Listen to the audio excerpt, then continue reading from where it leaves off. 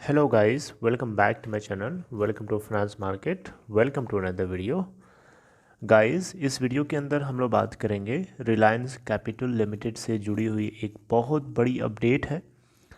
इस अपडेट के साथ साथ हम लोग क्वार्टर 2 के रिज़ल्ट को भी देखेंगे। क्वार्टर 2 का रिज़ल्ट जो है अपडेट कर दिया गया है रिलायंस कैपिटल लिमिटेड के द्वारा।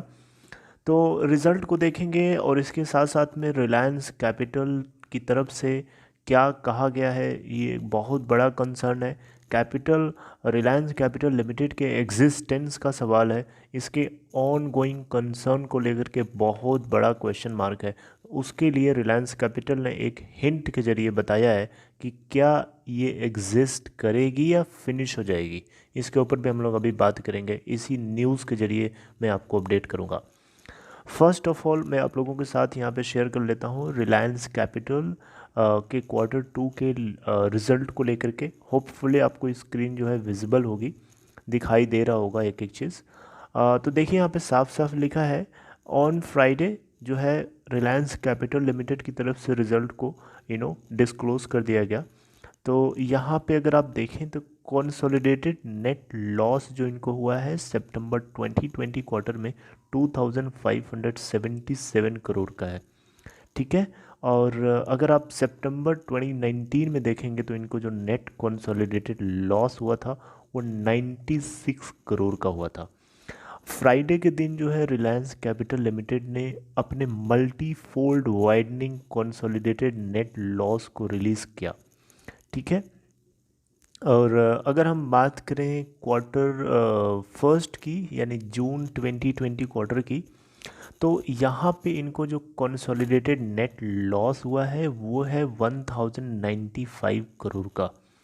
ओके, ये सारे पॉइंट्स आपको कंपेयर करके पता होने चाहिए अगर आपने आर कैपिटल के अंदर इन्वेस्टमेंट करके रखा हुआ है। अब बात करते हैं टोटल कंसोलिडेटेड इनकम की। तो सितंबर 2020 के लिए यानी फिस्कल ईयर 2021 के लिए 4929 करोड़ का डेटा आया है। अगर हम बात करें सितंबर 2019 की यानी फिस्कल ईयर 2020 की, तो उसमें कंसोलिडेटेड इनकम का डेटा था 5064 करोड़ का। अगर हम बात करें यहाँ पे टोटल एक्सपेंसेस को लेकर के, तो 7183.00 करोड़ का इनको टोटल एक्सपेंसेस बेयर करना पड़ा है सितंबर 2020 क्वार्टर के अंदर। अगर हम देखें तो यहाँ पे एक्सपेंसेस जो हैं टोटल एक्सपेंसेस टोटल इनकम से काफ़ी ज़्यादा है। ठीक है, आप देख सकते हैं 7183 करोड़ एक्सपेंस है और इनकम टोटल है 4929 करोड़।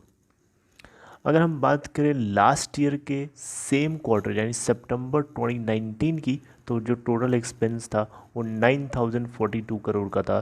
तो अगर लास्ट ईयर के सेम क्वार्टर से अगर हम कंपेयर करें तो इस बार जो टोटल एक्सपेंस है 7183 करोड़ का है, जो कि थोड़ा सा कम है। लेकिन फिर भी अगर हम देखें तो टोटल इनकम से टोटल एक्सपेंस बढ़ गया। ठीक है, तो यहाँ पे नेट इनको नेगेटिव बेयर करना पड़ेगा। अब यहाँ पे ध्यान से सुनिए, पेरेंट कंपनी जो है, पेरेंट कंपनी कौन है? Reliance capital limited. ये खुद एक पेरेंट कंपनी है, इसकी बहुत सारी सब्सिडरीज हैं, इवन सब्सिडरीज की सब्सिडरीज हैं, यानी इसको हम लोग बोलते हैं स्टेप डाउन सब्सिडरीज। तो यहाँ पे जो पेरेंट कंपनी है रिलायंस कैपिटल लिमिटेड, उसने आप देखें यहाँ पे, तो आपको मैं थोड़ा सा इसको हाईलाइट करने की कोशिश कर देता हूँ। ओके, तो अगर आप देखें यहाँ पे एक सेकेंड, हाँ ओके, अगर आप ध्यान से देखें इस पैराग्राफ में तो साफ साफ लिखा है द पेरेंट कंपनी, सॉरी या यहाँ पे the parent company has defaulted in repayment of obligations to the lenders and debenture holder. Lenders और डिबेंचर होल्डर्स के रीपेमेंट को लेकर के कंपनी ने एक डिफ़ॉल्ट किया था।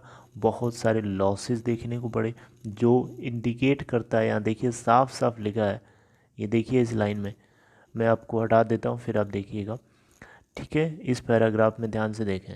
The parent company has defaulted in repayment of obligation to the lenders and debenture holders and has incurred losses during the period which indicate material uncertainty exists that may cast a significant doubt on the company's ability to continue as going concern, Reliance Capital said।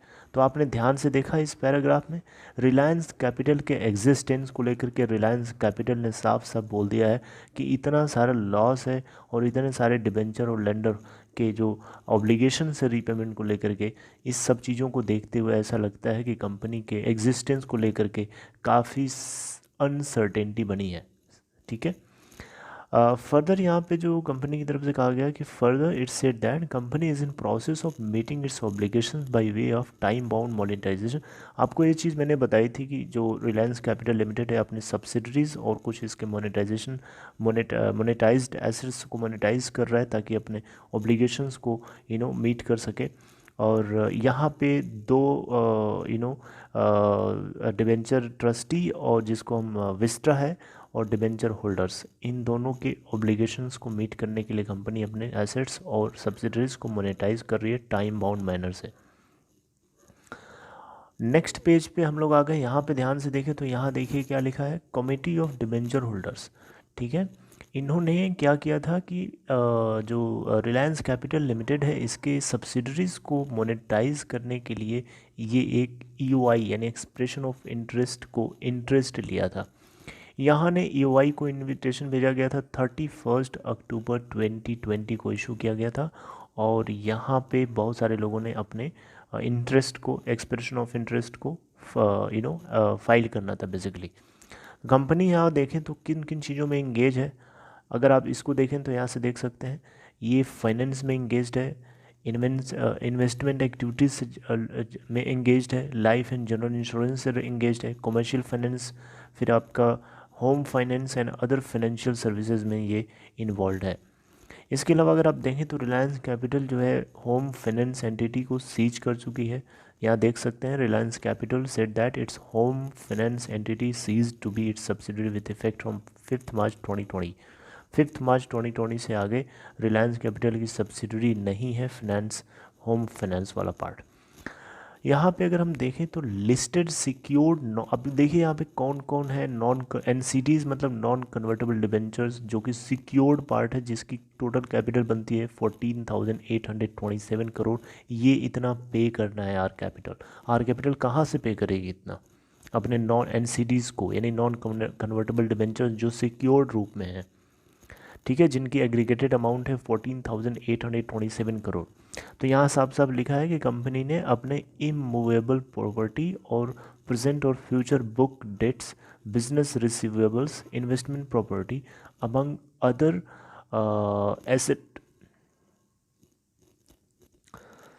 तो कुछ उसमें other जो है asset covers हैं जो कि 100% जो है इस अमाउंट को मीट करते हैं। यानी यहाँ पे NCDs के सिक्योर्ड जो कैपिटल है एग्रीगेटिंग 14,827 करोड़, इसको ये 100% पे कर सकते हैं अपने डिफरेंट सब्सिडरीज और एसेट्स को मोनेटाइज करके। यहाँ पे देखें तो रिलायंस होम फाइनेंस जो है ये आपको बताया था मैंने कि ये एक तरीके से 5 मार्च 2020 और ऑनवर्ड्स ये सब्सिडरी सीज्ड हो चुकी है। अब यहाँ पे आर कैपिटल का कहना है कि बैंक ऑफ बड़ौदा जो कि एक लीडिंग बैंकर है, इसके लिए लेंडर है, इसके साथ इंटर क्रेडिटर एग्रीमेंट जो है साइन हो चुका है एक रिजोल्यूशन प्लान को लेकर के।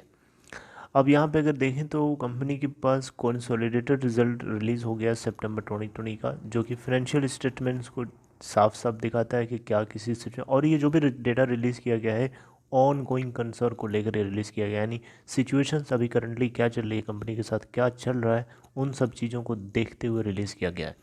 तो उसी की प्रिपरेशन के अकॉर्डिंग इन्होंने रिलीज़ किया है Q2 का डेटा। तो इन बातों को ध्यान में रखिए। अगर आप आर कैपिटल के अंदर इन्वेस्टमेंट करके रखे हैं तो मेक श्योर कि आप मौका देख करके निकल जाइए तो बढ़िया रहेगा, अदरवाइज़ आप फंस सकते हैं। यहाँ पे कंपनी खुद ही बोल रही है कि इसके एग्जिस्टेंस को लेकर थोड़ा सा अनसर्टेनिटी बनी हुई है।